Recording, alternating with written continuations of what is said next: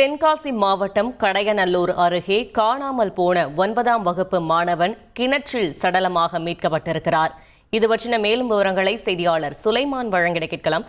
சுலைமான், வணக்கம். இந்த சம்பவம் தொடர்பான மேலும் தகவல்களை சொல்லுங்க. வணக்கம் மேடம். கடையநல்லூர் அருகே சாம்புகர் வடகரை என்றது ஒரு கிராமம் உள்ளது. இந்த கிராமத்தில் 9ஆம் வகுப்பு படிக்கும் பொன்ராம் என்கின்ற அந்த மாணவன் நேற்றைய தினம் 6 மணியில் இருந்து காணாமல் போய்விட்டான். இது குறித்து பெற்றோர்கள் காவல் நிலையத்தில் புகார் செய்த நிலையில் பேஸ்புக், வாட்ஸ்அப்லையும் என் மகனை காணவில்லை என்கிற செய்தியை பரப்பிய நிலையில் இன்று அதிகாலை அருகில் உள்ள ஒரு கிணத்தில் சடலமாக மீட்டுள்ளான்.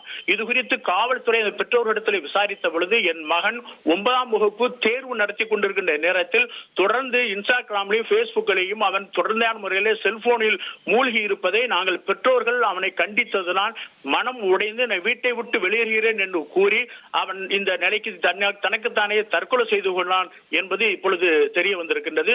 தொடர்ச்சியான முறையிலே பெற்றோர்கள் தன்னுடைய பிள்ளைகளை கண்காணிக்க வேண்டும், அவன் செல்போனில் யாரிடத்தில் பேசுகிறான் என்கின்ற இந்த செய்தியை கண்காணிக்க வேண்டும் என்பதற்காக வேண்டி அவனை கண்டித்ததனால் மனம் உடைந்து அவன் கிடத்தில் இருந்து இறந்து விட்டான் என்ற தகவல் முதல்கட்ட விசாரணையில் தெரிய வருகிறது. தகவல்களுக்கு நன்றி சுலைமான். செய்திகளை உடனுக்குடன் தெரிந்து கொள்ள உடனே சப்ஸ்கிரைப் பண்ணுங்க.